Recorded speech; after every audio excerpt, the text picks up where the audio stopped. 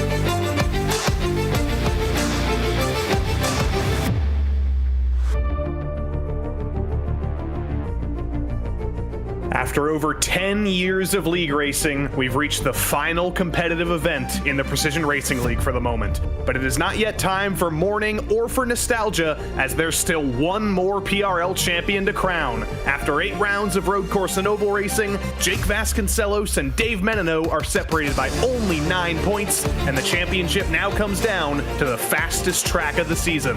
RaceSpotTV welcomes you to round 9, the championship finale of the PRL INDYCAR Fixed Series, live from the virtual Pocono Raceway. My name is Joey Tebben. Joining me in the booth for this championship finale is Mr. Brad Dalton, and behind the scenes on sound and pictures, once again, is Ramiro Augustine Cisneros.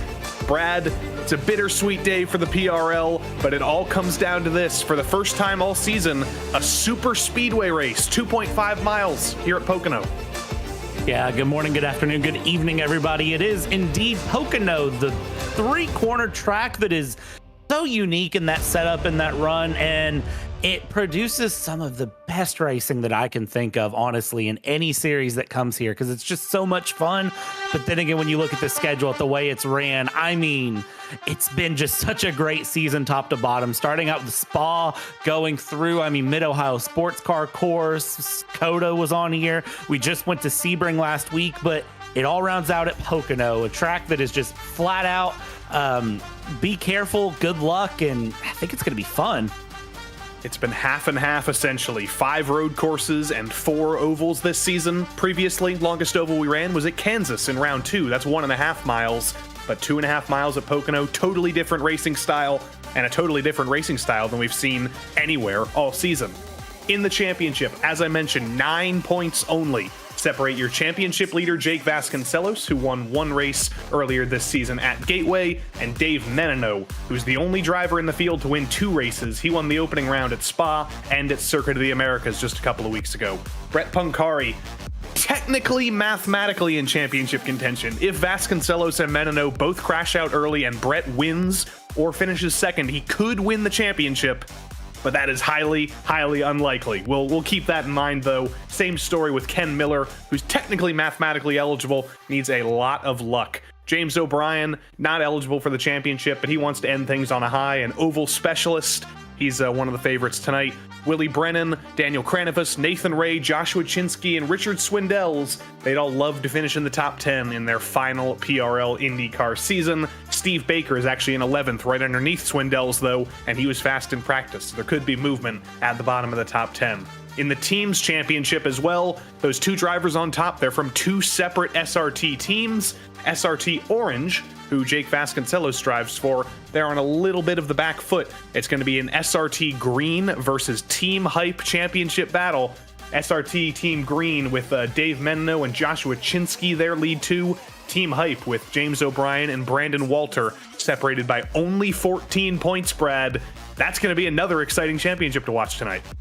Yeah, all of these championships are on my radar through. I will say the one thing with looking at this team championship here, SRTE Green versus Team Hype, that one, anything can come down to it. And you mentioned in the Drivers' Championship that little bit of luck there playing in. I still think that luck can be on anyone's side here. Solpec Precision Racing Gold, I think, could have some luck against Orange. It's very much going to be a good game here for all of the drivers and the teams through. That luck standing is really, a little bit of luck, a little bit of skill. Things can go your way very quickly. Anyone can be in any position in the end.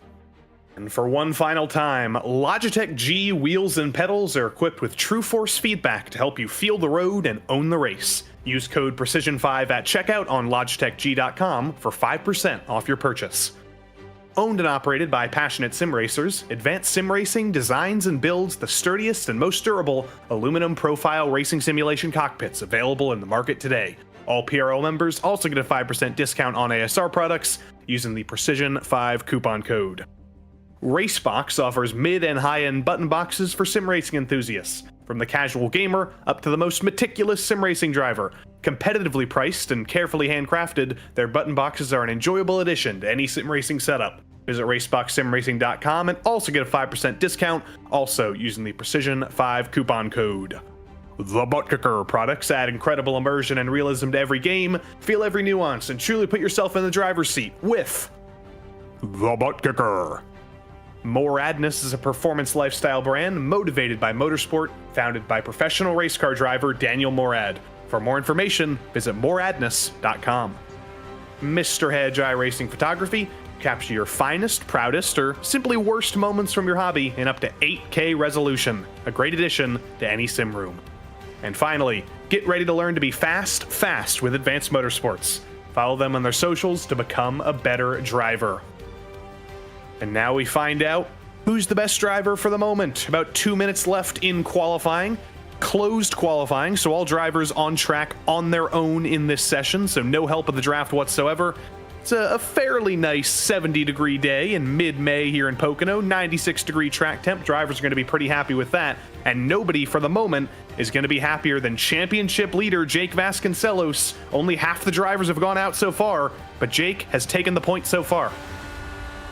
Watching Lucas Santos here run through, riding on board with this IndyCar, and you can see just as we go, again, Pocono very unique in that 3-turn setup here, and every turn is unique. You don't really get that uniform sort of, okay, here's turn 1, now I take turn 2 the same, now I take turn 3 the same. Pocono is a very unique track in that regards, and it's something that can be very hard here in IndyCar to get comfortable with. And I saw the jaw drop there on Lucas Santos. I have a feeling that Lucas Santos either very happy or very shocked at just how close the cars that have gone out are, because, I mean, look at the split between all of the cars. It's so close. This is the driver to watch. Dave Menino just completed his first lap, put it P4, but he's only a couple of thousandths of a second off of Vasconcelos and his teammate Joshua Chinsky, for that matter. Lap 2 for Menino is going to be for all the money. There's not going to be enough time on the clock for him to go for a third lap. Throws it into turn 3. Diamonds the corner, gets down to the yellow line in the middle of turn 3, and now the run to the line. Menino needs to beat Vasconcelos tonight by multiple positions. Is he going to do it in qualifying? Unfortunately not. He's slower on lap number 2. Dave Menino starts on the back foot. He's going to be in 4th place, and he needs to beat Vasconcelos by about 4 positions. Yeah, it's one thing to do. It's one thing to say it here in the booth and say, 4 positions, that's doable. It's another to actually be on track. And when you remember that everything's separated by about 1/10.5, 2/10, it's a very, very different game here. Nathan Ray running out of time. And it looks like our grid is going to be set here. We're in for a very, very good run here between 17 cars.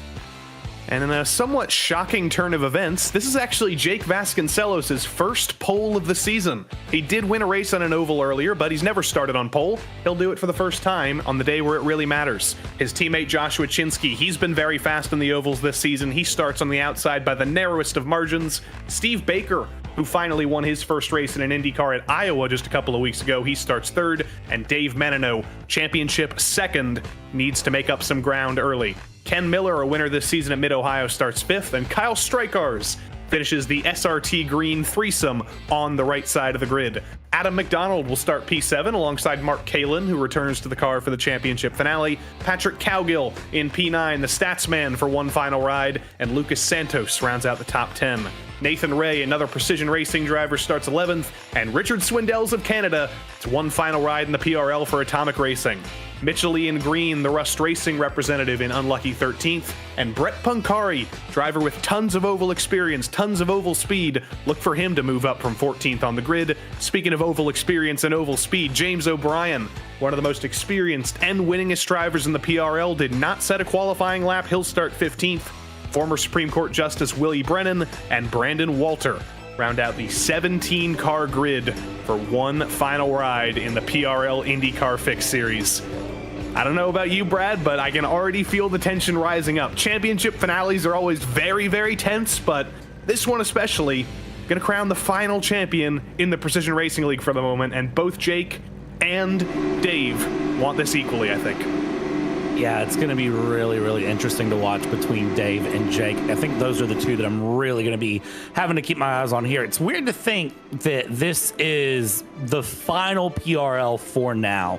I don't think this is a goodbye. I think this is a see you later. And this is one of those leagues, those organizations that, even though I haven't commentated them consistently week in, week out, this is one that I've enjoyed laying on my couch and watching. I've enjoyed going back and keeping up with this series through on Sunday nights when I have not a lot to do and I'm just, hanging out with my wife sitting on the couch. We watch this and we enjoy this. So this is going to be one of those that it's bittersweet to be in the booth for the finale. But man, if there was ever a time for me to jump in on the booth, it had to be the finale. Jake, Dave, Brett, good luck, guys. Only one can win. Only one can be champion. We'll see who it is. Jake Vasconcelos, already a two-time champion in the PRL, won in the Formula D/Formula 4 series a couple of seasons ago, won an AM championship in the Super Formula series as well. This would be a big-time championship for him. No classes, no undercard series. This is the big series on Sundays. Dave Menino, for all of his success in the PRL, for how long he's been around, he has not yet won a championship. This would mean so much for him to finally get it done. But as we pace down the short, or the longer straight rather, between turn 2 and turn 3, we know it's going to be a draft festival. We know it's going to be important to maybe stick behind in second and save a little bit of fuel, more so than it is to lead. But we're going to learn who wants to lead early, who wants to show themselves up, and who can drive forward from the back of the field. As there's an hour on the clock, 75 laps of racing guaranteed, and the iRacing sedan pace car pulls down pit road for one final time. Jake Vasconcelos, the championship leader, takes control of the field, and we're green for the championship finale in the PRL IndyCar Fixed Series. It's clean all around. Vasconcelos is going to lead into turn 1. Steve Baker in the draft is already looking up high.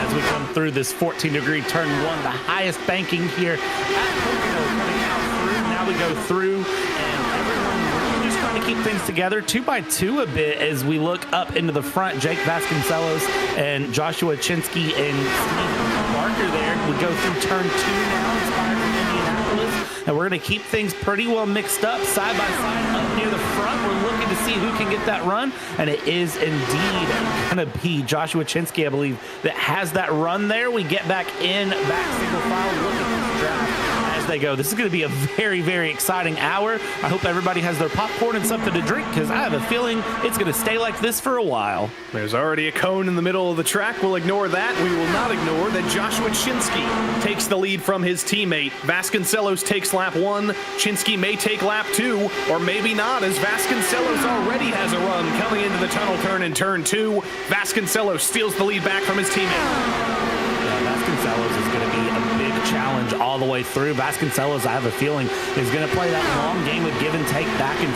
forth, and you keep seeing those different lines through the corners. Some drivers dropping low, some drivers hanging to the high line, and even though the high line looks like it loses a little bit of pace early on entry, they carry the speed through the mid corner and out towards the exit, so they're going to be very, very close to watch here. Chinsky now ahead of Vasconcelos. And look at this SRT breakaway already. Baker for Solpec Precision Racing was challenging on lap 1, but But since then, Chinsky, Vasconcelos, Menino, and Strykars, all of those are SRT esports drivers, and they're starting to run away. They're starting to make a pack of their own. Yeah, they're going to keep this one going too.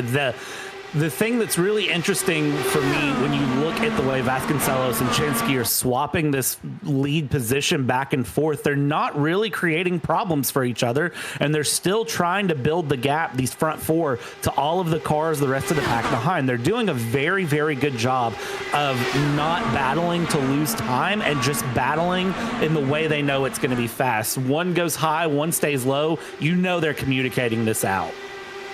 Joshua Chinsky was one of the biggest proponents for bringing this IndyCar to the Precision Racing League. He was highly endorsing this for many, many seasons. Then when it finally happened, he was so excited to get into it. Had a little bit of bad luck this season. Had a couple of crashes where he could have run well, but last week at Sebring, won from pole.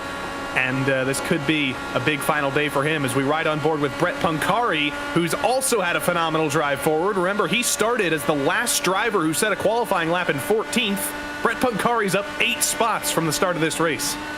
Yeah, Brett Pancari here in VR. I mean, that is one of those things that you don't see a lot here, but in VR, you can see looking around, looking up, down, side to side, trying to get an idea of everything, and just very comfortable in the position there that he is in as we go through. Look at this, another swap for the lead between Chinsky and Vasconcelos. At super speedways like this, it really seems to be you want to be in first or second as the yellow flies for the first time today. Looks like it was Mitchell Ian Green potentially, and Nathan Ray involved as well. So any fuel-saving strategy that was going on right there, it takes a pause for the moment as we're under yellow for the first time tonight. Yeah, under yellow here, and I have a feeling that Chinsky Vasconcelos isn't going to be happy about that, as they were getting pretty comfortable in the position they were in. They were getting that rhythm and that flow to go through. Mitchell Ian Green, here's the replay. Ooh. Back in snaps, and nothing you can do about it. You're a passenger at that point. And I believe that was actually a couple of laps ago. I don't believe that is what brought out the yellow, because he was able to drive it back to pit road. Nathan Ray, just a couple of laps later, I believe is who brought out the yellow. Mitchell Ian Green did a great job there of actually driving that car back to the pits with 3 wheels on it. He actually did good to not bring out the yellow originally. Yeah, 3 wheels, 3 corners, and somehow was able to make it around. I would not have been able to make that car around. But, of course, me and Indy cars have a little bit of a checkered history, as we talked about in the green room before the broadcast. One of the last times I was in an Indy car, I managed to go about 20 cartwheels around the fence at Indianapolis. Yeah, Brad's still a little bit loopy after that. So in the next 55 minutes, if he says anything weird, says anything off kilter, just remember he's still sleeping off the what was that, like a 7200 you did in that car? It was something ridiculous, and I'm not for sure what it was. I kind of don't want to relive it. Here's a very nice slow-mo of Mitchell Ian Green's moment there. Look at that front right, just kind of on the tether, just flapping around there, and the nose cone even getting loose, but somehow nursed this car back. That's a testament of skill here for Mitchell Ian Green. Yeah, driver out of Pennsylvania. Always got to represent the Pennsylvania drivers. And there's a little bit of trouble on pit road entry. That's Mark Kalin. Broadside across pit road entry. Locked up the rears or something. Don't believe he hit anything, so I think he's okay. But I see some cones knocked down over by pit road entry, and I have to imagine those are both related. I have a feeling that they are. I'm not going to lie. That's... I was thinking that too, and you kind of took the words out of my mouth here as I was looking through and looking around at the timing sheets, trying to just get an idea of who is where in terms of pace. But I'll be honest with you, everyone is so close in their best laps of pace that there's nothing that's really kind of catching my attention. 42 zeros or 41 nines is pretty much the pace for everyone. Yeah, the big driver who I think has caught my attention is Brett Pancari in 5th, just by virtue of ripping the top, passing pretty much everybody. He's up 9 spots from 15th to, he's up 10 spots technically from 14th to 5th, or maybe that is 9 spots. Either way, it's impressive, no matter how the math goes. I'm really interested to see what Brett Pancari can do in the long run of Here's what happened race. to Mark Kalin. Yep. Was locked up the rears and got so lucky not to hit that inside wall harder. Oh, that was very lucky to keep that nose cone on there, because that was a certified Code Brown moment. Amazon Prime next day delivery. Yeah. Whew. It's nice though. You know, Mark Kalin, one of the most experienced drivers in the Precision Racing League, third all time. This is his 460th race. It's only fitting that, you know, in the last race we're going to see Mark in for the foreseeable future, there's got to be a little bit of comedy on pit road entry. That's what I'd expect from Mark. I mean, the thing is, too, like, one of the things I like about Precision Racing League and any of the series I've commentated, watched, gotten to, you know, look at is everyone has fun here. Everyone's serious. Everyone races. They show up here. They put on the competition, but everyone has fun. This is Nathan Ray. I believe this is what brought out the caution itself, and this is not what you want. And yeah, who was that red car? I think that was James O'Brien, actually, who got very lucky to make it through there, but very similar to what happened to Mitch Green. But Ray, not quite so lucky with the way the car was pointed, ended up broadside across the track, and that is what brought out the caution.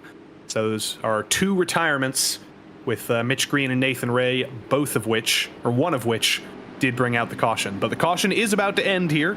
Lights are out on the iRacing sedan pace car, and after a brief interruption, I'm ready to go back racing here, because that was some good stuff under green.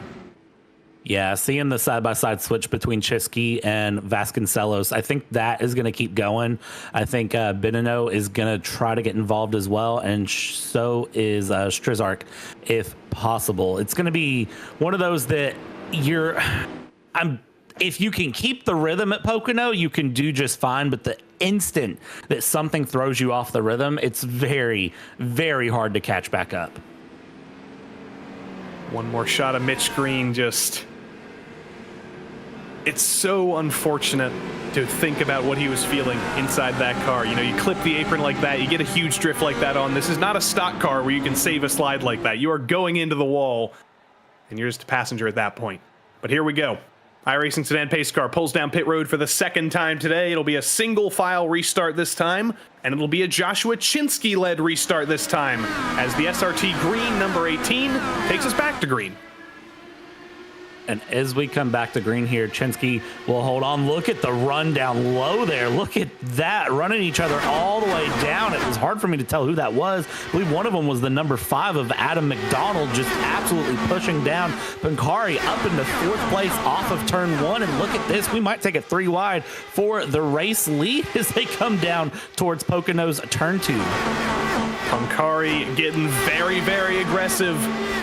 And he's not done. He gets to the outside of Dave Menino, the only non-SRT driver in the top 4, ripping the top, building the momentum, and sweeping around the outside of Dave Menino. Brett Pancari, I think, is about 30 seconds away from driving from the back to the front. He's on the pace for it. Look at this. He is not giving up. Goes defensive up front. Chinsky, Vasconcelos go through, and Chinsky's going to take the lead. Vasconcelos holding on to second. They both should know that Pancari is there. Their teammates are going to be talking. They're going to know, and now look at that. They're swapping again coming through, because I think this is just, again, they're kind of playing that game, but Pancari looking to find a move somewhere.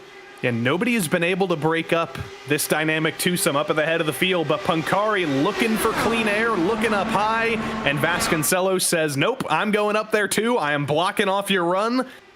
Have fun trying to break us up. And Pancari is going to not succeed yet again, looking up high, looking down low, nearly getting into the wall on the front straight. He's going to look for clean air, but when you got 2 teammates organizing in front of you, it becomes very, very difficult to move forward. And Patrick Cowgill's got even more in front of him. He's got 5 cars in front of him that he's trying to break up.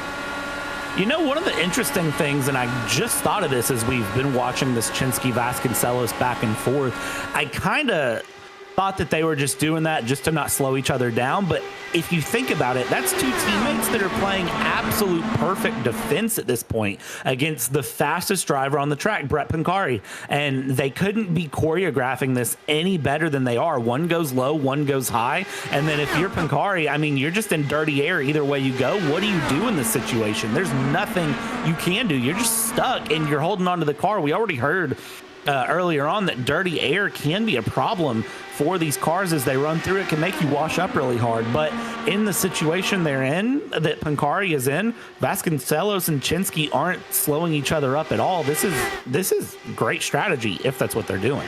Yeah, that tends to be how things go in this Super Speedway IndyCar package. First and second are always in contention. They can pretty much lead at will. It's just a question of how do you break up those front two if you're the car in third. It's so difficult to pass. You really have to think outside the box. You got to try and make something happen aggressively. Lucas Santos thinks about making the move into turn one, but Strike Cars had the draft of Steve Baker up on top. Santos pulled out, hit a wall of unbroken air, and just couldn't go anywhere. Yeah, and for Santos, I mean, just looking, trying to find the move, nothing can be done, but maybe has enough momentum, trying to look to the inside, but again, just not there. Sets up the turn here through Pocono turn 2. Again, less banking through turn 2 and turn 3 than there is in turn 1. Tunnel turn there only at 8 degrees, and then turn 3, 6 degrees. Main straightaway as you go through, I mean, 3,740 feet. It's the longest North American straightaway here in the North Americas. I said but that the in caution a very flies weird way. again. Brandon Walter, the culprit this time, down in P15. Got a good couple of minutes of racing in there, but the number 99 running into trouble, I believe, in turn 2. We'll load up the replay of that when we can, but Pocono, it's a tricky place.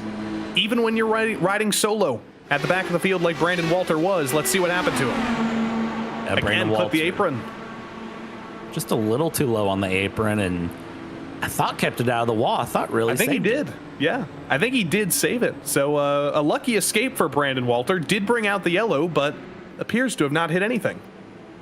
Yeah, and honestly, Joey, the fact that he didn't hit the wall, I mean, that's a very fortunate moment there. That could have been race ending for Brandon Walter, honestly, if that had went the wrong way. And of course, Pocono has a history of when you wreck an IndyCar, you wreck hard in IndyCar. It's not a gentle moment. Pocono, very high speeds around here, and it's very, yeah, it can be rough. And I have a feeling that's a little bit of inexperience that we've seen so far. Green, Ray, and Walter all doing exactly the same thing, just turning down a little bit too early, clipping the flat of the apron, and these Indy cars are so light and so rigid that unsettling the car like that, you're going to have to get very, very lucky to be able to save that. Lucky like Brandon Walter, locking up all 4 tires. We'll see if he hit the wall here. No, Nope. Did not hit it whatsoever. We were right. Kept it totally clean, so he'll definitely take a fresh set of tires here. My question now, though, is does anybody else select to come down? The answer is no. It's just Brandon Walter and Richard Swindells from the back of the field, too. Yeah, we know that these cars should go about 30-ish laps on a green flag run, is the number that I have written down. Maybe I'll fact check myself here in just a second, but we know about 30-ish laps they should be able to go. With the caution period, it should extend a little bit more. We've only done 15 laps here at this point, so we are looking at a little bit longer of a run. I would say really they should be able to get to about halfway through the hour before they have to pit here. Brandon Walter, of course, flat spotting those tires, definitely taking fresh tires, getting going. Brandon Walter might be one to watch, though, trying to work from the back of the field here. Yeah, fresh tires for both him and Swindells. Full tank of fuel as well. You never know, especially with a race that has, 2 oddly timed cautions like this. Could it maybe be possible for one of those guys to have only a 1 stop to the end of this race and everybody else has to pit twice? It's one of those questions where I think those guys might be thinking strategy-wise already, but has the rest of the field been thinking about that same thing? Well, and I don't think cautions are done, if we're honest. I don't think cautions, I don't think you could say, okay, final caution of the day is at 43 minutes to go. I have a feeling we're going to have at least one more. And depending on the timing, those two could be in a very good strategy position. I hope they've thought of that because this is going to be a fun one to watch here. Mark Kalin back up into the top 10 already. Remember, he had a little bit of an oopsie on pit entry under the last yellow, but made a couple of moves. Got by Ken Miller, James O'Brien, Willie Brennan, and a couple of others. Definitely look for Mark Kalin to move his way forward. Adam McDonald in front of him, Lucas Santos in front of him. Those were the two cars that got very, very aggressive on the previous restart. Put Mark Kalin in there. I have a feeling we might see 3 wide into turn 1 in about 2.5 miles. 3 wide into turn 1 is doable. It's not everyone's favorite thing around Pocono, but Pocono very much wide enough to make that 3 wide work, make that 3 wide hold. They're going to want to sort that out pretty quick, but you, me, everyone saying, hey, drivers, sort out that 3 wide. That's not going to happen. Again, one thing for us in the booth to say it, another to happen. Willie Brennan pitting very late there on the 1 to green. I wonder if he's thinking about that same thing I mentioned, just putting a little bit of extra fuel in the car. He was already at the back of the field. Be an impressive way for our former Supreme Court Justice William Brennan to finish up his final IndyCar race. Could he pull off a fuel strategy miracle? That would be a great story. It wouldn't be a great story if you're named Joshua Chinsky or Jake Vasconcellos. Both of those guys, I think, are pretty happy to be running up front. I think they probably think there's a high likelihood that they win this race, but that's why we run the races. There's 42 minutes left. Can't predict anything. You can try. It doesn't go well when you do, but you can try at least. We've tried that previously in the Truck Series and the Cup Series. When we go to super speedways, we'll just put a 1 to 100 in a random number generator, see what it spits out, see if that works. That actually has been successful once. Probably the most successful thing you'll have, honestly, if you try to predict something. My prediction is that is a good dog, and Vasconcellos is not feeling the end of the pressure here on this race. Does Jake Vasconcellos have that dog in him for one more race? His teammate Joshua Chinsky takes control of the field once more, and for the 3rd time today, we're green at Pocono. Can Punkari break up the SRT twosome up front? Looks like immediately they're going to be single file into turn 1. First bit of side-by-side, Steve Baker is going to try and repay the favor on Patrick Cowgill, who passed him under the previous run. Baker to the inside. Cowgill with the momentum on the outside succeeds, but Punkari on the outside of Vasconcellos makes it work into turn 2 and gets around the outside of Joshua Chinsky through the middle of turn 2. Punkari has been able to break up the SRT Festival up front, and he's going to go to the lead. Vasconcellos with not his best restart there, and look at this, still under pressure, but Chinsky, Punkari, they are not done with this move through. Chinsky's going to get the run back through out of turn 3. Now we run down this long main straight. Just keep it flat, keep it pinned, side by side we go. Where they stop, nobody knows, and I know because Brett Punkari is going to rip the top line here, hold on to that lead. Chinsky went back in single file, and now build the draft, build the momentum, try to give a pressure through the tunnel turn. And this has been a bad restart for Jake Vasconcellos, as here comes Chinsky back to the lead in turn 2. He'll get that done. Vasconcellos has not only been passed by Menino, he's been passed by 3 other cars. He's down to 8th place. He's still in championship winning position as we speak right now, but this is not where he wants to be. 4 spots behind his championship rival, and in danger of losing one more now to Mark Kalin. Yeah, I don't know what happened to Vasconcellos there. Definitely not the restart he's had or the race start that he had, because that was a very, very unfortunate moment. I'd be curious to know what exactly caused that back, if that's just, bad tire temperature, what it is. Look at this, Punkari and Chinsky. Punkari, we know, is racing in VR, using all of the advantage of that depth perception, absolutely rips it into the tunnel turn here, and now 1,700 feet to go. Try to hold off Chinsky. Chinsky, though, is going to try to return the favor through 3 down the inside. Side by side they go. Patrick Cowgill is probably watching this, licking his lips, trying to just gauge where to make a move. And both of these guys, last time we were at a super speedway this season at Kansas, were 2 of the front runners. Were exceptionally fast.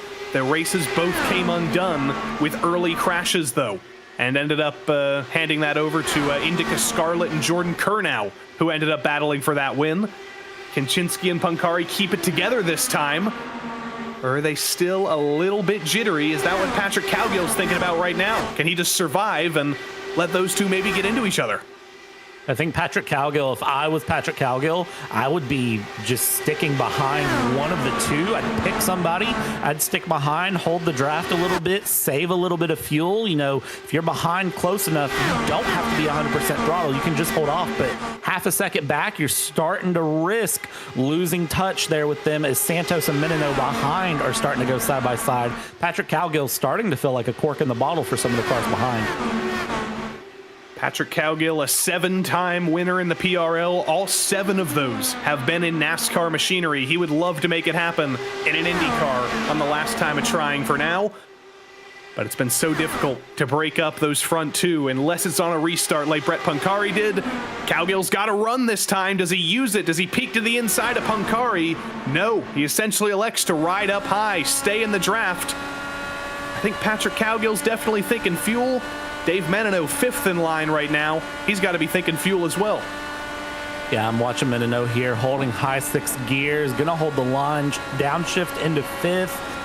You can hear letting off a bit more than others in Cowgill and Santos side by side there, but Menino with a run here. Is that going to be a move? What's going to happen there? Of course, Chinsky and the wall tap, I believe. Menino got all sorts of tight through the middle of the corner, nearly washed up into the side of Santos. Both got very lucky to get away with that. But Menino was trying to go for the 2-for-1 special, was trying to get by Patrick Cowgill as well. He's going to lose a ton of momentum, and he is going to be under pressure from Steve Baker, who in turn is under pressure from his teammate Kyle Strykars. Yeah, Kyle Strykars there in P6 looking to make a move, and around Steve Baker going through this top 7, just separated by a 1.5 seconds, which is a very, very close gap. Vasconcelos in 8th, 1.7 back off of the lead here. Not impossible to get back through. Baker and Strykars again swapping positions, but this front 4, man, they are not giving up. 2 by 2 they go through the turn, and they are not done. Look at that. The Pocono wall there on the exit of 2, that safer barrier pops out just enough, and just a little bit of a wall tap there from Santos, but I don't think it hurt the car at all. I think he got away with it. Vasconcelos making the move on Kyle Strykars for 7th, or at least trying to in the back of your screen. He does not succeed for the moment, but he is still in a championship winning position. Does not matter that he's an 8th for the moment. The difference between 8th and 5th in the PRL scoring system, just like it's 3 positions, it's 3 points. Vasconcelos has a 9-point championship lead, so for the moment he's okay. But with the amount of craziness up front, if Menino ends up making up, let's see, how many spots would he need? Menino would need to finish 2nd at the moment if Vasconcelos finished 8th. So Menino's got some ground to make up. Still 35 minutes, still plenty of time for that. Patrick Cowgill got a little bit of the wall there out of 3. Now we head through turn 1 yet again. Look at this.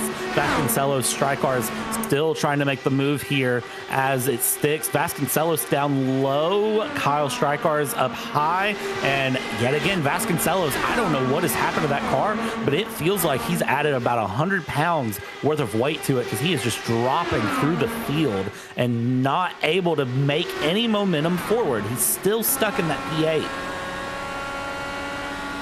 Cowgill and Santos losing a bit of ground to the front 2. I think that's helping Cowgill a little bit. Not as much of the draft for Santos, doesn't have as big of a run, and Cowgill takes that to his advantage, sends it to the inside in turn 1. Doesn't have the momentum, doesn't have the clean air to make it happen, though. Santos hangs on to 3rd for the moment. And Baker and Menino going at it for 6th. That's not what Menino wants to happen. 5th already isn't good enough. He doesn't want to lose another spot, and he might just do in turn 2. And Menino's lost a 2nd at this point off of Cowgill. So the more they battle, the more they're going to lose time, because I don't know what it is about the way Chinsky and Vasconcelos were running earlier, but they weren't losing time as they swap positions constantly, but the more that it seems like the pack tries to imitate that, the less they're able to. And Chinsky and Pancari, I mean, are just absolutely all over the place. Baker and Menino yet again swapping positions going through. I mean, you've got 2 by 2 everywhere, but the thing is, you know, nobody is really, they're running that two-car battle, but they're not finding the ways to move forward here around Pocono as the long run continues. Things just keep sort of spreading out. We are going to have to start thinking about green flag pit stops very soon. 30 laps of single car running is kind of assumed to be the fuel distance you can go on one tank. We've now reached lap 28 of this stint. Now, about half of those have been under yellow, so there's going to be a lot of fuel saving done there, but still, going to have to start thinking about green flag pit stops, and maybe could they start to come around the halfway point of the race in about 3 minutes? I think so. I do think that if you've timed this right, if you've done this right, you should be able to go under 30 minutes to go, make a pit stop. I'd say probably in about another 4 to 5 minutes. Go make your one pit stop and be done. The big thing that I worry about is the drivers that have already pit in through, and it does look like, as I look, Mark Kalin pit, everybody, James O'Brien, Swindells, Walter Brennan, they've all pit, and I'm kind of wondering with them, do they have enough to make it to the end? That is, I think, the $1 million question for me is, look at this up front. We're back to a 3-car battle. Lucas Santos was able to close down that gap and run away from Patrick Cowgill. We know he's been aggressive. He's actually going to get a nose to the inside of Brett Pancari. Does he think about maybe sending it 3 wide into turn 3? He sends it 2 wide into turn 3, trying to take the spot from Pancari, but the dirty air of Chinsky down at the bottom means no run for Santos, and the front 2 run away yet again.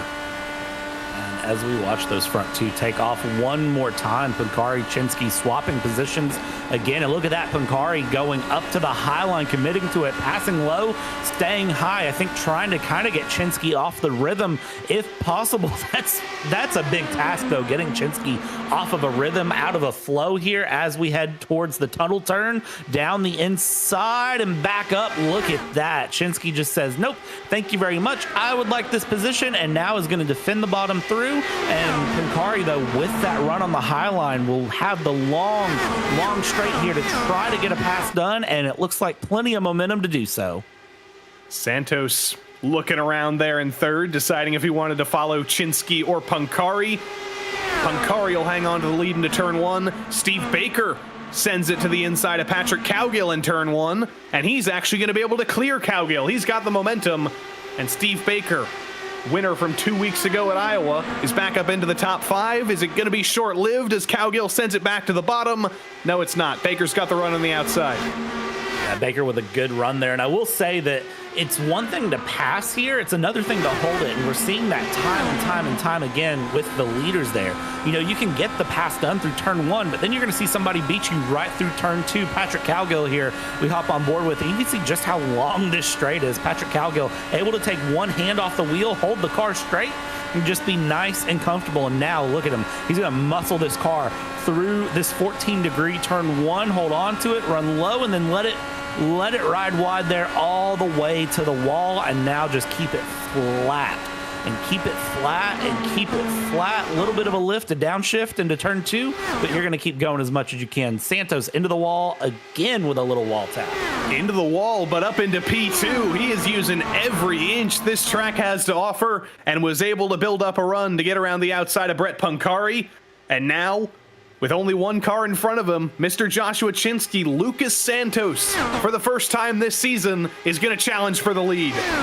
Yeah, Lucas Santos is going to have a big challenge, too, against Chinsky, if possible, to make it work here. Pancari has dropped way back right now, and I got to wonder if that's maybe not just a little bit of fuel strategy coming in, wanting to take a second there and just sort of breathe, assess, plan as we go through here and follow around Chinsky Santos. Chinsky looking very comfortable, but I have liked the way Santos has ran here at Pocono. He's been very, very consistent, and I'd like to say that Lucas Santos is going to be in a good spot. Cowgill now passed by Vasconcelos, and there it is, under 30 minutes to the pit.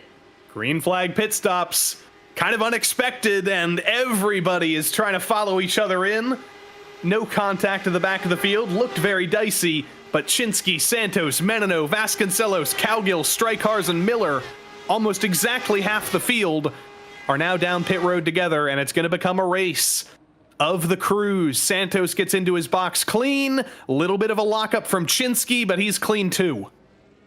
Brett Pancari staying out and opting to keep the clean air and run through, challenged by Steve Baker in second place. Mark Kalin 4.5 seconds back from those lead two. The lead two are going to be exiting out of 3, and into the pits they go as well. Clean stops from everybody, but Pancari, a huge lockup onto pit road. Was he able to get it slowed down in time? That would be absolutely heartbreaking if Pancari was too fast on entry. We're going to learn very quickly. Going to park it in the box. Will he be there for a scheduled 9 or 10 seconds? Or will he have to serve a speeding penalty? Looks okay for now. 5 seconds, 6 seconds, 7 seconds, 8 seconds. He's fine. No speeding penalty, but that was dicey for Pancari.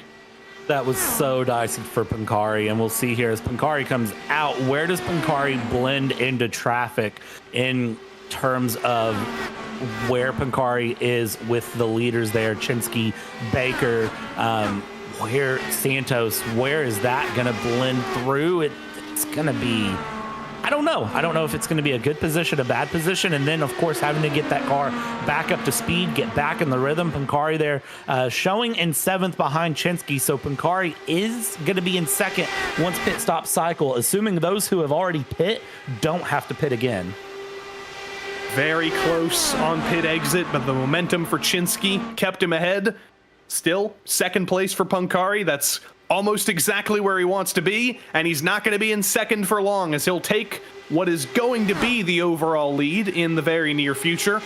But those 5 drivers in front of Pancari, Kalin, O'Brien, Swindells, and Walter, and Willie Brennan for that matter, they've all been on shorter stints than all these guys. They pitted under some of those earlier yellows. Mark Kalin should be coming in very soon with James O'Brien, Swindells, Walter, and Brennan. They can probably go about 10 or 12 more laps. Yeah, looking through, the shortest stint that I see is Brennan at 21 laps, and it was 36 laps that Pancari did, 35 laps that Chinsky did. So we are about 15 laps out from really Brennan needing to pit. So Willie Brennan could be in a good position here. My big concern is if this stays green for the remaining 26 minutes, then, well, Willie Brennan's going to be under pressure. But if there's a caution in the next 26 minutes, knock on wood, I didn't just call one in, that's going to be very challenging. Look at the face on both of them as they challenge each other going through. Look at that. I love this. I love this side by side, and then we get the cockpit cam perspective of them just challenging each other. Santos in 3rd on your left, Pancari in 1st, now 2nd on your right. Pancari going as high can be, and Santos once again just not quite sure where to go. He elects to follow Pancari, and that's actually going to bring him around the outside of Joshua Chinsky, and Lucas Santos is now back into net 2nd. I don't know if you caught that there, but Pancari on the right reached down with that left hand and hit something on his mouse and hit a button on the steering wheel. So some sort of an adjustment, some sort of a setup, possibly looking at strategy there from Pancari. It's going to be interesting to see that little shift there of the car could be what Pancari needs to get in the lead, stay in the lead. Santos here challenging to the inside. This is your battle for 6th, but your effective race lead as it stands, barring anything crazy happening, which, let's be honest, it's PRL. There's 25 minutes left. I will never say something crazy won't happen. This has been absolutely, no matter what happens, the best day of Lucas Santos's PRL career. This was his first season in the PRL, and he's legitimately competing for the podium. He's fallen back to 3rd, but he has every possibility of winning this race that both Pancari and Chinsky do. Mark Kalin from the lead has finally brought it down pit road. He should shuffle out, I don't know. Will he shuffle out somewhere between Menino and strike cars? Will he be totally at the back of the field? We'll find out soon. These guys will blow by Mark Kalin fairly straightforwardly in a couple of seconds. And those couple of seconds going good, dusted. There's the start finish line coming up. We keep going, and now let's dive into turn 1. Look at this, the top 5 here on your screen effectively battling so hard. We almost had 3 wide for a second, but as it goes, they are just gonna keep pushing it along as they battle. I mean, look at this. No one wants to give up and just sit single file and sort of fuel save. No one wants to play the conservative game. And there's side-by-side contact. That was big contact. Santos has hit the wall before, but Pancari got squeezed into the wall by Santos. I don't know if that car's damaged at all. He seems to be recovering well, but that was a big hit from both Santos on the side and from the wall on the other side. Yeah, that car is not going to be happy. And if he got away with that with absolutely no damage, no issues, I would be counting my stars if I was Brett Pancari, because that is what I call luck, if there ever was one. But you can see Santos has dropped back quite a bit from that contact, and it's all about that momentum. That momentum was lost, and it's going to take Santos a bit of time to kind of reel that IndyCar back in and push it forward yet again. Let's see how it happened again. Chinsky sent it to the inside to take the lead. Santos tried to follow him through and got washed up. Tried to keep pace with Chinsky, but there's so much dirty air that gets thrown up by the back of these cars. You can't just run one by one like you can in a stock car. Yeah, if you're within about a second to a second and a half of the car ahead, you're going to feel that air wash through, and it is a significant difference in feeling the car in traffic versus in clean air, which is why sometimes you'll notice that drivers, will opt to not sit in the dirty air. And that could be, again, when we were talking earlier about watching Chinsky and Vasconcelos running and constantly not following each other through the turn, that's keeping that pace and avoiding that dirty air, but then keeping the draft through the straightaway here, as Santos is dropping positions hard here now after that contact. Pancari pits. Brett Pancari brings it. Oh, and he wrecks on pit road entry as well. I wonder, was that a meatball flag potentially from that contact with the wall? Was he forced to bring it down pit road, or was that an elective pit stop that he just wrecked out of? I gotta wonder for Pancari if that wasn't maybe a wall tap on the exit of 3 that sent him down to the inside, because that was a very weird position. And now Lucas Santos still battling through, but Pancari, that is heartbreak on the night. I don't have words, but 21 minutes to go, and that is what an unfortunate way for the final race of the season. So unfortunate. Brett Pancari, such one of our favorite members. Can't be biased in the booth, but absolutely one of our favorite members of the PRL to see every night because of the camera angles he always gives us, the entertainment he always gives us. Has been so fast at so many times this season, and it all ends in heartbreak in a race where he once again had a shot to make it happen. Out of turn 3, yes, he did hit the wall. You were exactly right, Brad. That was not a pit stop. That was a ricochet. He tried so hard to save it, too. You can see him there jam the brakes very quickly. But that's the thing with Pocono. Those safer barriers, they kick out into the turn, and then they come back through. So you can see the wall sort of curve on the exit, and it can catch drivers off guard. But those safer barriers, of course, there for very, very specific reasons, not just NASCAR, but also tying into IndyCar. That big wreck in 2018 with Robert Wickens, with his car, the other wrecks that have happened with, Felix Rosenquist has had a big wreck here. There's been other huge wrecks going through that happened that caused that innovation, that safer barrier to be here. But it can catch drivers off guard on exits, and they can wash out a bit more than they think the wall will be. Richard Swindells gives up the race lead to finally make his stop. Steve Baker, I think, ran into some trouble. He had to bring it down pit road just a couple of moments ago. We are slowly getting the real order of the race developing here. Brennan and Walter still out. As I say that, Walter does finally bring that car down pit road.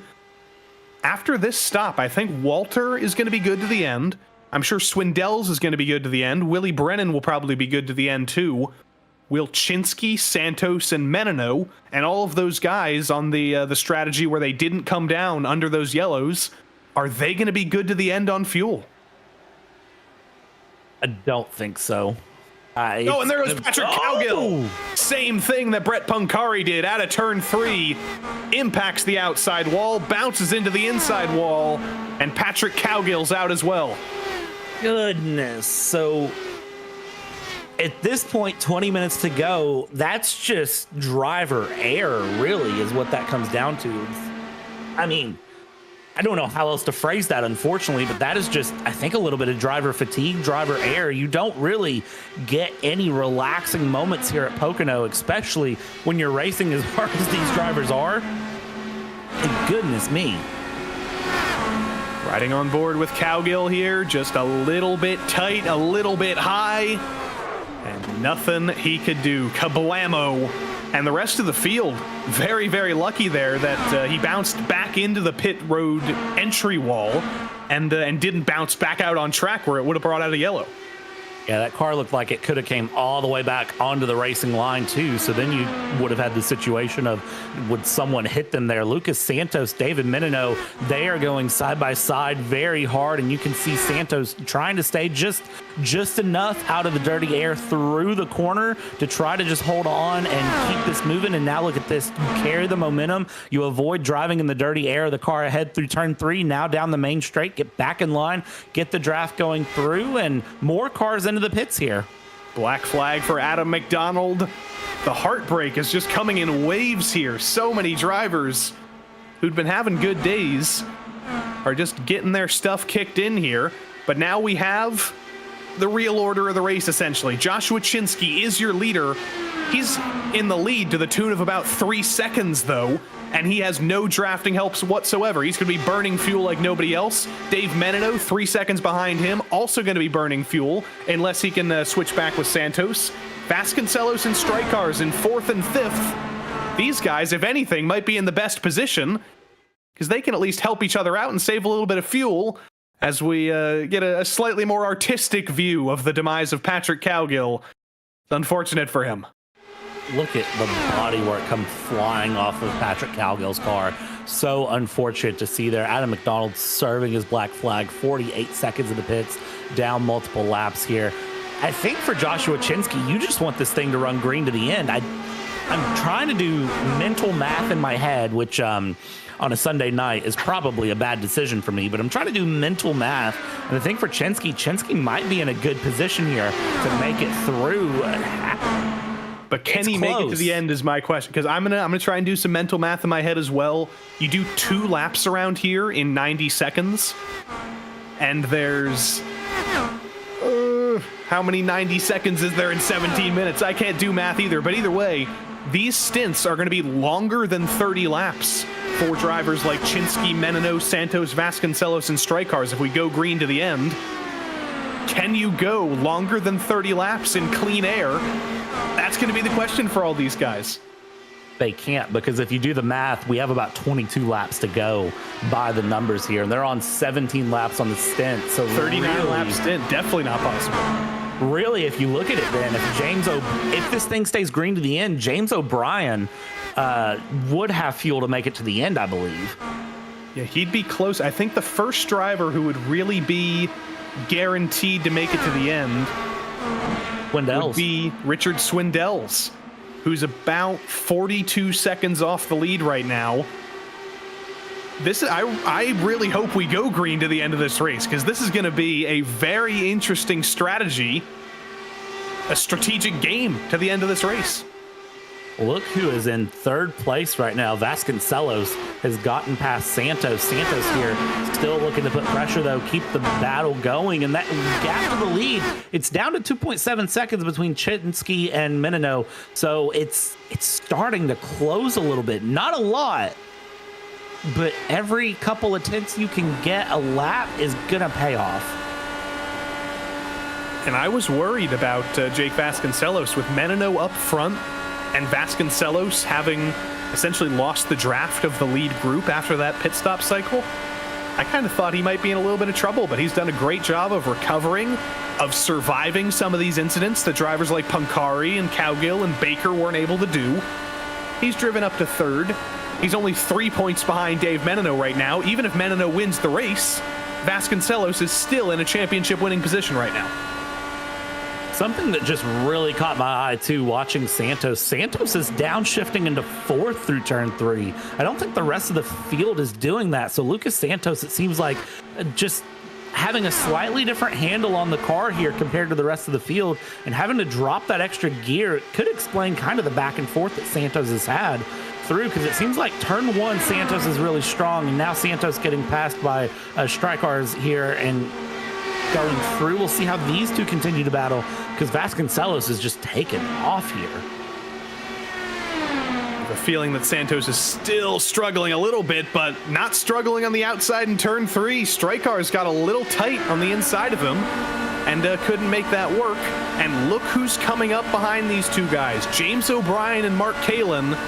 James O'Brien specifically, if he's able to save fuel, might be able to make it to the end of this race without another stop. If he can get into the draft of Santos and Vasconcelos, he's already in the draft of Mark Kalin. That's going to be very, very helpful in saving the fuel he needs. Yeah, at this point, it's a numbers game. And if you have any sort of strategy, a friend, a crew chief, anything in your ear right now, if you are that crew chief, that friend, whoever of O'Brien or Kalin, you need to tell them to just be smooth, be consistent, save, sit in the draft, because they are in such a good position right now that I don't even know if they know it or not. Honestly, 13 minutes to go here on the run. Strykar's and Santos still battling it out for 4th place. Vasconcelos still trying to reel in Menino, but not necessarily able to. But really for Vasconcelos, 3rd place is all you need at this point just to be there and finish this thing out. All you need to do is finish. If James O'Brien is able to make this happen, can't say anything too early. This would be his 25th win in the PRL. He'd be tied for 10th all time with Michael Diaz. So that's definitely a number for him to chase. But I think he's just chasing that one number. He's chasing the win for the moment. And he's kind of letting Mark Kalin run away. Kalin is on a 2-lap longer stint at the moment than O'Brien, so he most likely can't make it to the end of the race, but Mark's still pushing. He wants to at least finish as high as he can, even if it might not be a win. Yeah, I'm doing some quick math here. We're looking at about 16 laps to go, so you do the 16 plus Mark Kalin's 17, and what is that? That's 33 laps. Under only green flag running. That's slightly higher than I think we can go. So Kalin might have to pit with just a few minutes left, take a splash and dash. But I think O'Brien, again, might be the one that I don't bet. But if I were to put a bet, I'd probably put my money on O'Brien right now, looking in a very good position, whether he knows it or not. And we'll just see how this plays out to the end. This has gotten very interesting in ways that I didn't expect. Look who's immediately behind these guys in P8. A driver who, once again, we haven't talked about much tonight, but has just quietly been doing his own thing and surviving. Ken Miller is P8 for the moment and catching up to these 4 guys. He might be in the battle for 4th if these guys continue to fight. Yeah, and honestly, if you're Ken Miller, one of the good things sometimes as a driver is if you know the commentary booth hasn't talked about you a lot, you're having a pretty smooth day there. But Ken Miller in 8th place has caught our radar, definitely caught yours, and is now catching mine. Because Ken Miller not doing bad, pretty consistent on pace here. Looking at lap times, pretty good in the position, and just, again, just right where you need to be here with about 10.5 minutes to go around Pocono. You're right in the right spot. There's one lapped car between all these guys. That's Steve Baker, who ran into some trouble a couple of laps ago. Did get back out on track, but is the first car 1 lap down. So if we do go green to the end, highest he can finish without any crashes in front of him is unfortunately the end of the top dozen in P12. James O'Brien has sniffed back up to the rear end of Mark Kalin. Peeks to the inside into turn 1. Isn't able to make anything happen, though. Yeah, and as we watch, I think, again, for Kalin and O'Brien, I don't know that I'd really be battling too hard if I was them. But then again, they're race car drivers. You know they're going to battle as they go through. But again, if I'm James O'Brien, I'm cruising. I'm holding the draft. I'm not pushing too hard. I'm making sure that the dirty air doesn't wash me up into a wall. Chinsky's in. Chinsky's in. Sorry, Brad, but we've got our first green flag pit, or our final green flag pit stop of the leaders, proving that none of them are able to make it to the end, and Chinsky from the lead is the first one to bring it down. That's so telling for me to see Chinsky in at this point with 9 minutes to go, because that's the bat signal to every other driver that, hey, those people that pit with 30 minutes to go can't make it to the end. That is the bat signal for all of them that's really going to show, and it's a very quick pit stop too for Chinsky. Just splash, dash, get the car out, but 9 minutes to go. Chinsky has no friends, no company around right now. This is going to be close. This is going to be closer than I think even we thought it was going to be close. What a battle we've developed for this final race of the season, final race of the PRL for the foreseeable future. 3 wide into turn 1 as Steve Baker's trying to fight his way back onto the lead lap. He'll get back by Mark Kalin, and I don't think that's going to be That's not going to be seen badly by Mark Kalin. Normally, getting passed by a lapped car, you'd be unhappy about that. But Kalin and O'Brien both need to be saving fuel right now. They'd love to have a car in front of them. Yeah, I'd let the lap car go and just follow him through. Again, when you're in the draft, you don't have to be as on the throttle to really keep things through. But again, these are race car drivers. You really think they're going to let the lap car pass them and then just stay past them? No, they're going to battle it out. They're going to keep things going and keep things moving. Look at the flood of pit stops. Menino, Vasconcelos, and Strykars from the top 3 making their final stops of the day as Steve Baker actually drives his way back onto the lead lap. But let's watch these 4 with Lucas Santos as well. Vasconcelos in cleanly, Menino into his box cleanly as well. The 2 championship contenders might be separated by more than 1 position at the end of this all. With the differences in strategy, they're only separated by 1 position now, but depending on who can make it to the end, depending on how everything shakes out, who knows? There's still 7.5 minutes left for those 2 guys before we can crown either Jake Vasconcelos or Dave Menino our champion. Ken Miller into the pits here. I was going to say Ken Miller can't make it, is on lap 29 of his stint. About 10 laps to go here. James O'Brien on lap 22 of the stint, so that'll put James O'Brien on about lap 32. We saw drivers run a little bit longer than that with the help of cautions through. If you're James O'Brien, you need to be saving fuel to the end. If you're Mark Kalin, that's going to put you on lap 34 of the stint. That is going to be pushing it. I don't know that Mark Kalin can make it. Really, if you're looking with 10 laps-ish to go, Swindell's is only lap 18 of the stint. That'll put Swindell's lap 28. That's well within the fuel window. These top 2, they're going to have to play it careful, and Swindell's really can afford to be a little bit more aggressive. That 2.3 seconds, that's not enough safety here. Will they have fuel to the end? This is a numbers game at this point, and the only one that knows the true calculations are those in the booth. And you want to know something crazy? The 2 drivers who have the highest lifespan in terms of fuel, Richard Swindells and Willie Brennan, neither of them have ever won in the Precision Racing League. If they can make the fuel mileage game happen, if they can beat one of the winningest drivers in James O'Brien, that could be one of the most incredible stories in this last race of the season. But we can't say anything just yet. There's still so much time left to go. 6 minutes left on the clock as they cross the line. O'Brien's leading for the moment, but he's on lap 24 of this stint. Can he make it to the end?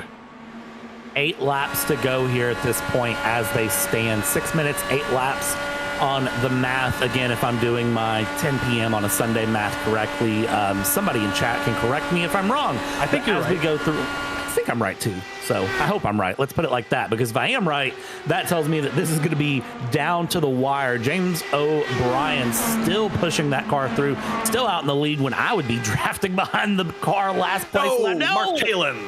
Kalin into the wall. He's able to save it.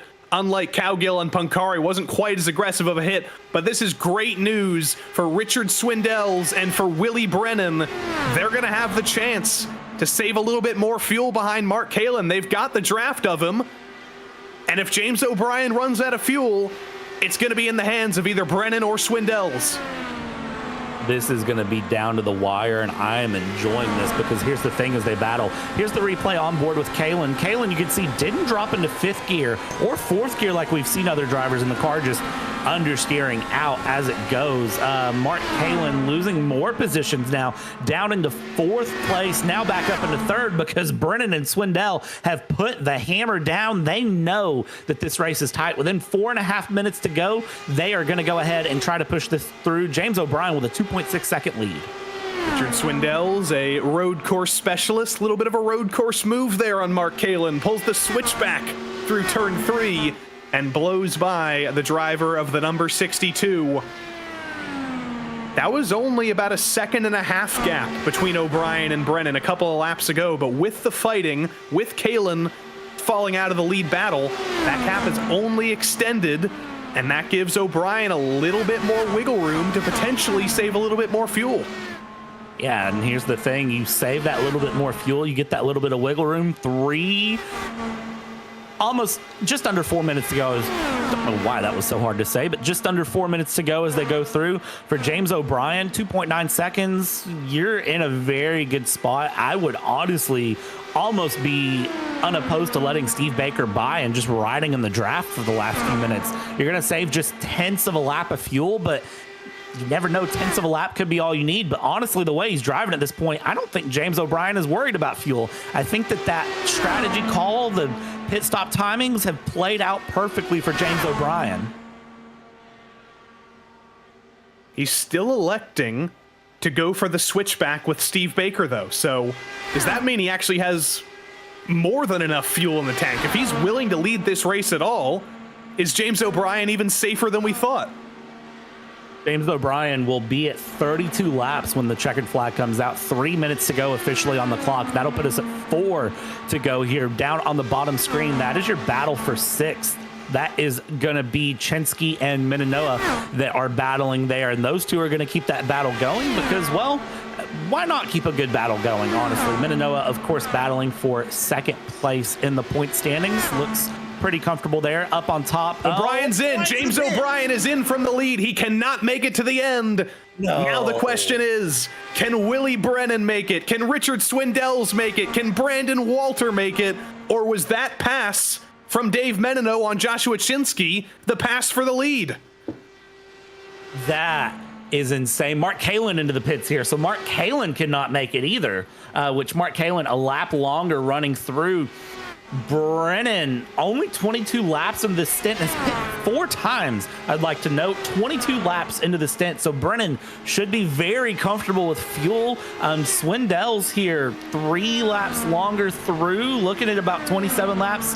Swindells should be able to make it on fuel. So your top 2, I believe, are your top 2.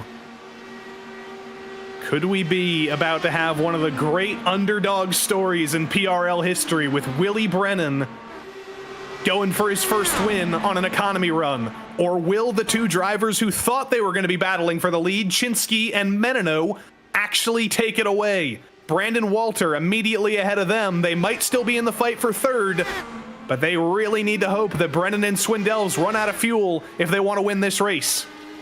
Steve Baker serving a black flag run through there in 12th place as we continue this run along. I mean, this is nail biting. Brennan Swindell separated by a second with a minute to go. 2 to go. Swindell, if you want the win, you've got to dump the throttle here. You've got to find that 1.2, but really 1.2, you're almost out of the draft there. And if Brennan can just drive smooth for these final 2 laps, I think Brennan might have this one. I don't know. Chinsky makes the move on Brandon Walter for 3rd. He's going to be on the podium in the last race of the season, but it's only going to be a win if Brennan and Swindells run out of fuel very, very soon. Willie Brennan, this is his 62nd PRL start. He's driven everything there is to offer, from the Road Series to the Open Wheel Series to even some NASCAR trucks. Swindells has done the same thing, and now with 1 lap to go, both of these drivers are 2.5 miles away from potentially their first win.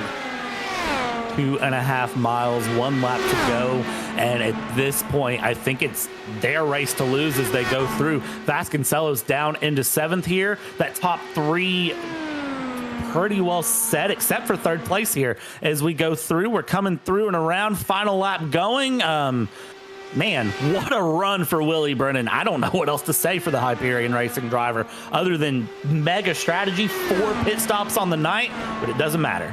Willie Brennan, with the foresight to fill this car under the last yellow, has just enough to make it to the line, and in his 62nd try, former Supreme Court Justice William Brennan wins in the Precision Racing League. What? Richard Swindells comes home in 2nd as well. He's going to be disappointed it wasn't the win, but still a phenomenal finish for him in P2. Dave Menino ends up winning the run to the line, but 3rd place versus Jake Vasconcelos' 6th is not going to be enough to win the championship, and Jake Vasconcelos wins his 3rd ever PRL championship in the PRL IndyCar Fixed Series. What a race. What a absolutely monumental final race here in PRL for the interim. That is, I mean, I don't know what other way you'd want that to go down. A first win for Willie Brennan, winning the championship for the third time in PRL for Vasconcelos. I mean, this was amazing top to bottom. Great battles all the way through. Pocono absolutely delivered, as it always does when there's a race here with IndyCar. Absolutely delivered. What an amazing run here for IndyCar Fixed Series.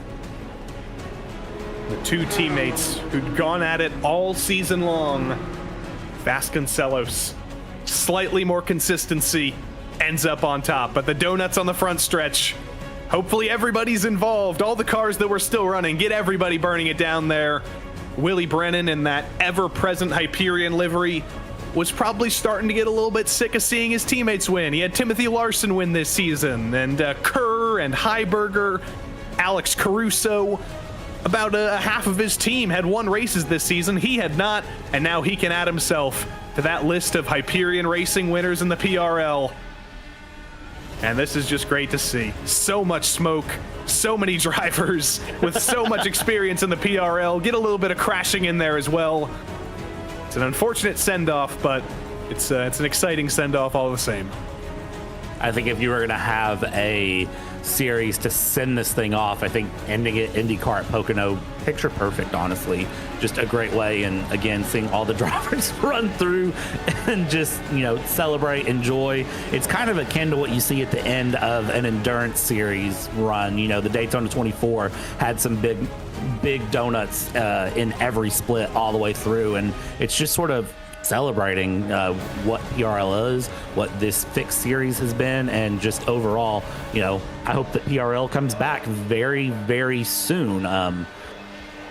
We'll just have to see what happens. But Willie Brennan, at the end of it all, finishing results will show him a 2.5 seconds ahead of Richard Swindell's. Does not tell the whole story, though. It was fuel mileage, it was saving fuel, and it was everything that I don't think anybody expected. But Willie Brennan pulls it off all the same. Richard Swindell's, as I mentioned, probably disappointed to not be a winner, but still a second place, a phenomenal success for the Atomic Racing driver. Dave Menino comes home in third. Gonna be wishing it was a championship, but still gets 2 wins for this season. Joshua Chinsky comes home in fourth. Brandon Walter on that same fuel strategy gets a top 5 for his efforts. Jake Vasconcelos finishes 6th, but takes the championship.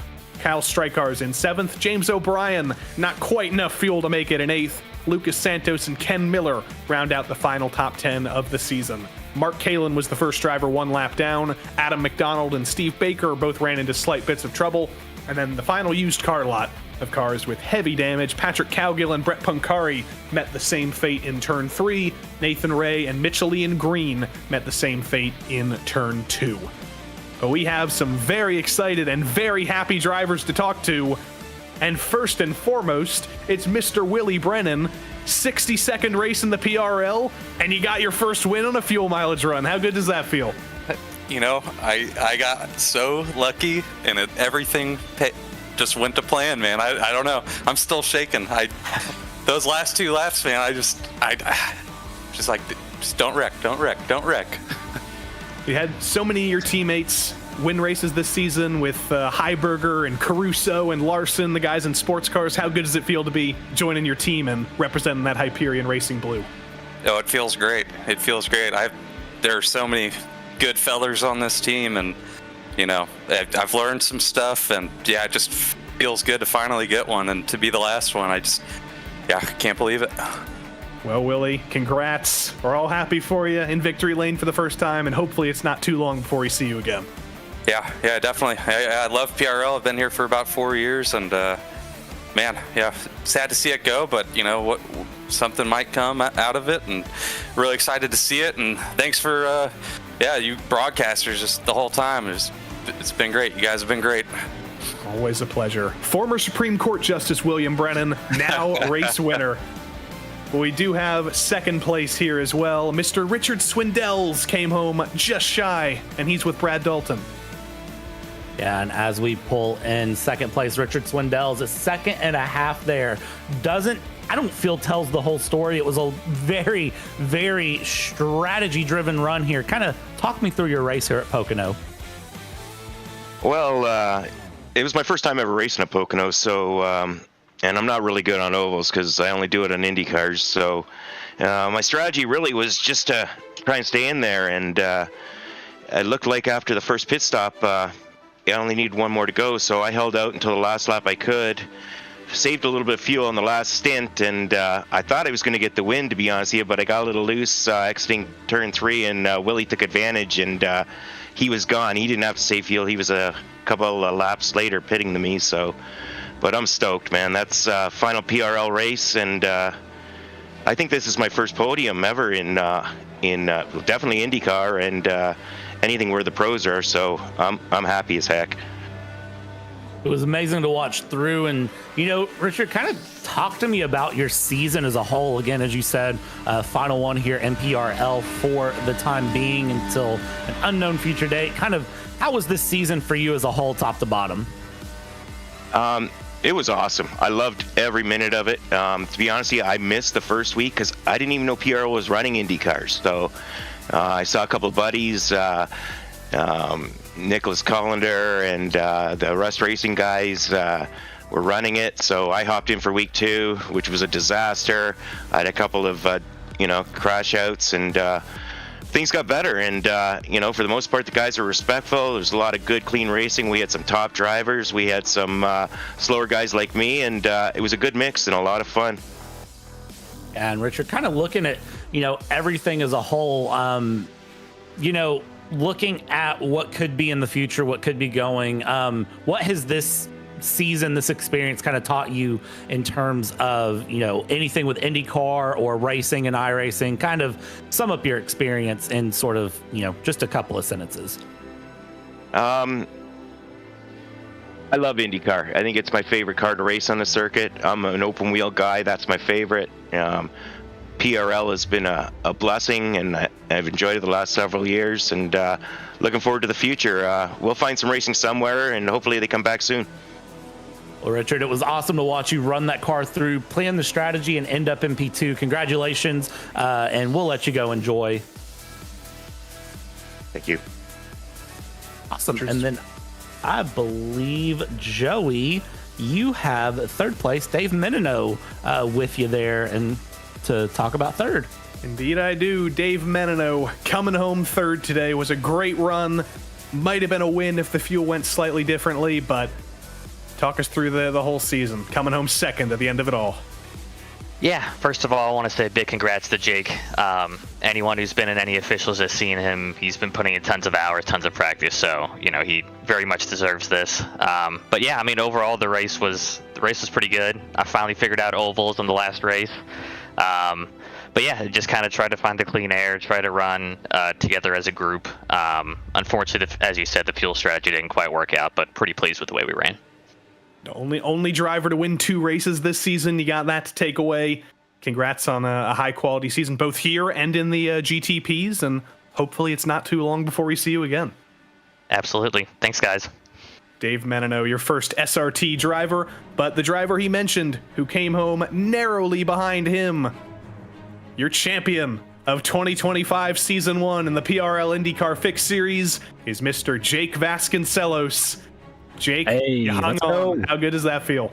Whew, man, just barely. It feels great.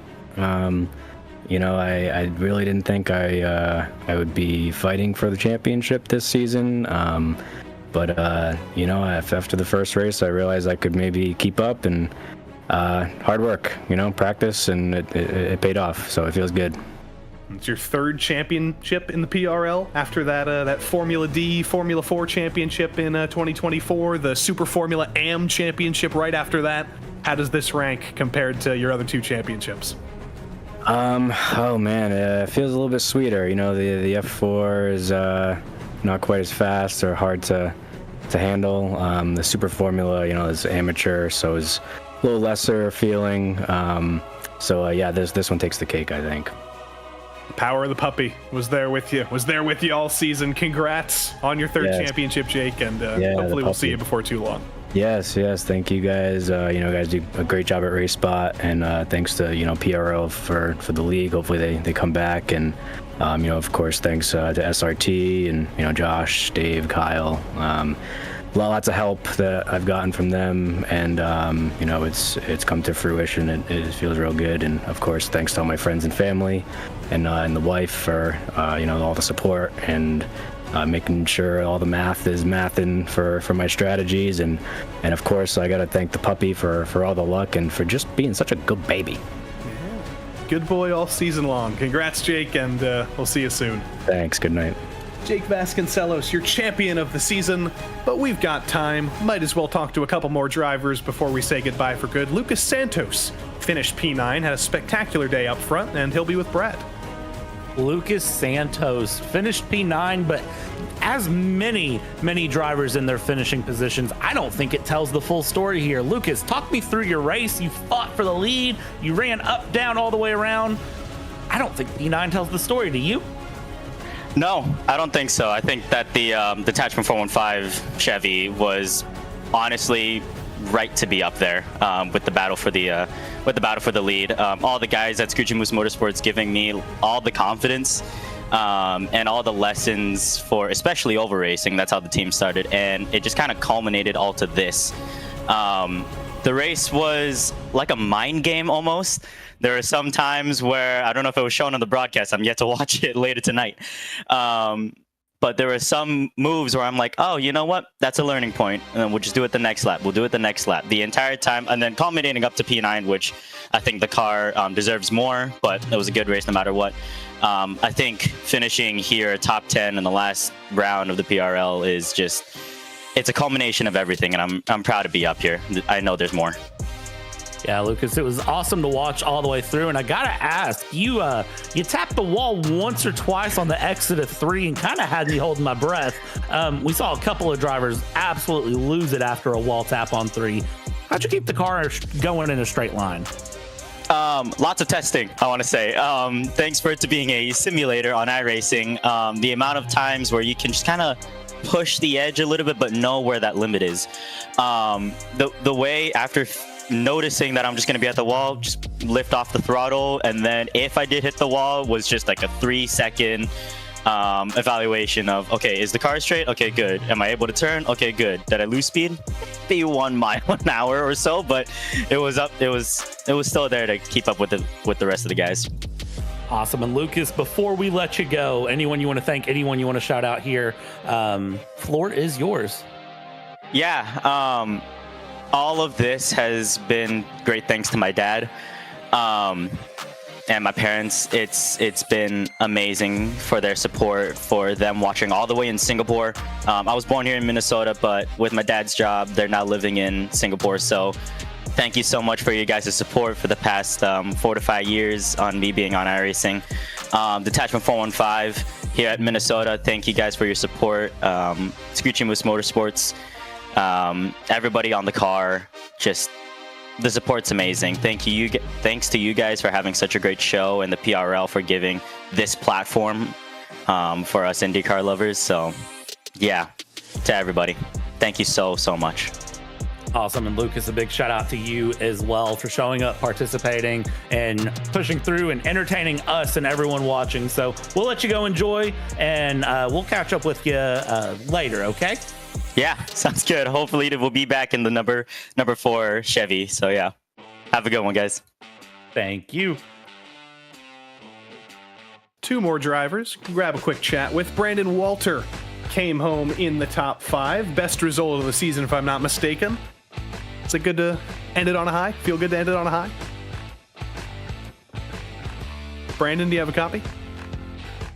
Oh, testing. I'm sorry. Can you hear me now? Welcome, Brandon Walter. Hey, sorry about that, Joey. I accidentally turned my headset off. All good. But P5 to end the season. Ended up on the right fuel strategy. Does it feel good to end it on a high? Oh, very much so. I mean, as you guys know, I'm just some kid that loves NASCAR that came over to try Indy cars. And it worked. I think I saved a little too much fuel, but I don't think I would have had anything for the boys that passed me. So very, very bittersweet, but happy to get a good result in the last race. Congrats on that, Brandon, and we've been happy to see you in so many PRL series in the past. Hopefully it's not too long before we get to see you again. Yeah, man, it's been around here since 2017. Met a lot of cool people because of this. Made some real life friends out of it. So, yeah, hopefully it's just temporarily a break and not forever. So, hopefully, indeed. Brandon Walter coming home in P5, and should mention as well, Brandon and James for Team Hype came home in second in the team's championship. SRT Green did end up winning it with Menino and Chinsky ahead of them. But one final driver, and it's the driver who makes all of the statistics possible.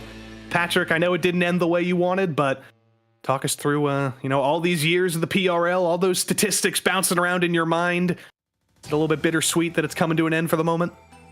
Yeah, it sucks. I loved racing in PRL and doing oval and then some road, ran some GT3, some MX5s. This was my first time doing open wheels this season, and these things are actually kind of fun. Yeah, hopefully it's not the last time we see you driving an IndyCar, and hopefully we can find something to apply your statistics to. We'll be holding on to that sheet for whatever PRL comes back, but you got too many Excel formulas in that brain. We can't let them go to waste. Good old Patrick Cowgill rounding out his season, and hopefully we'll see him in some fashion very, very soon. But Brad, that does bring us to the end of competition in the Precision Racing League, at least for the moment. Very happy to have you joining us here in the booth. I guess I'll leave the floor to you as well before we sign off for good. Yeah, Joey, it's been a lot of fun to get to jump in on the different Precision Racing League races. While I wasn't able to set in on a dedicated series all the way through start to finish, I've been able to jump in here and there through different things. It's been so much fun to watch. Joey, it's been great to be with you here for the season finale, for the finale. I mean, and again, hopefully this isn't a goodbye. Hopefully it's just to see you later for PRL. And we'll, I'm looking forward to seeing if they come back in the future. Again, I hope they do, but only time can tell.